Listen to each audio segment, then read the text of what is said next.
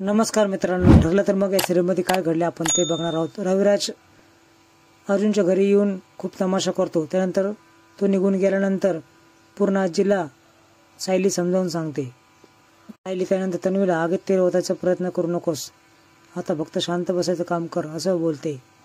सायलीचं सगळ्यांनाच बोलणं कळलेलं असतं, सगळे शांत असतात। मैपत पवार वकिलांची गचंडी पकडतो। खूप डिग्र्या घेतल्याने तू माझी पोरगी 3 आठवडा कस काय जेलमध्ये चढते।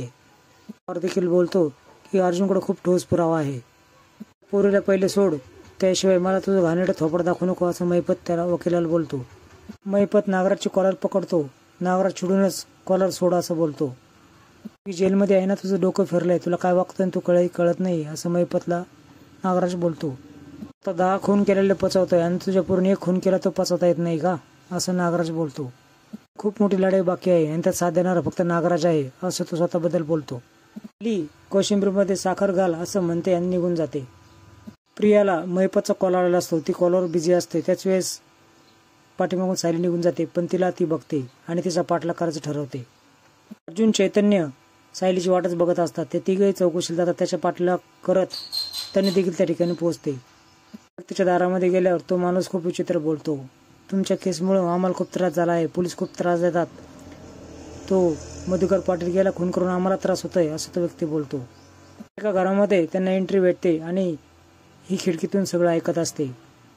अर्जुन आतमध्ये चौकशी करत असतो, सायली देखील चौकशी करत असते आणि या सर्व गोष्टीचा कानोसा बाहेरून खिडकीमधून तन्वी घेत असते।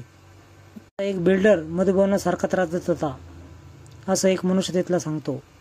शिखर नावाचा बिल्डर होता, त्याने खूप धमक्या दिल्या, वादावादी काय केली, मातलं पाणी कापलं, वीज कापली, मधुभाऊ ठाम होते, काही जर झालं तर मधुभाऊ त्याला जमीन विकणार नाही असं सांगत होते।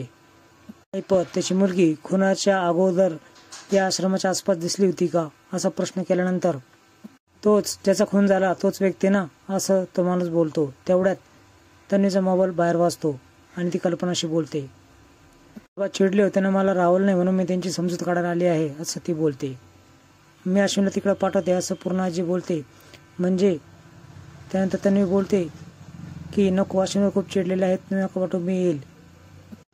अजून काय तुम्हाला सांगता येईल का असं म्हटल्यानंतर विलासबद्दल माहिती विचारताना एक मुलगा बोलतो आणि बोलतो माझी त्यांनी खिळणी तोडली आणि एक दिवशी अंधार असताना तिथं प्रिया आणि ते विलास काका आले व एकत्र आले होते असं अर्जुनला तो सांगतो। पूर्ण आजी कल्पना तन्वीची वाट बघत असतात।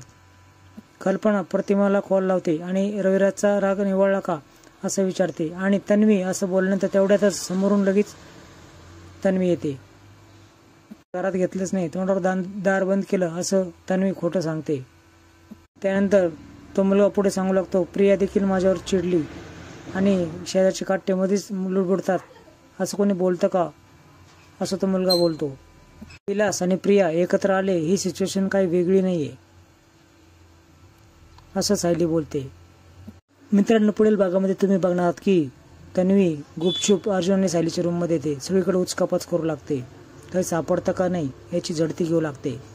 नजर त्या बोर्डवर जाते आणि ती इतक्यात तिथे सायली आणि अर्जुन येतात। सायली तिच्या खांद्यावर हात ठेवते, तन्वी खूपच घाबरते। तर मित्रांनो, अशीच नवीन अपडेट्स बघण्यासाठी चॅनल सबस्क्राईब करा।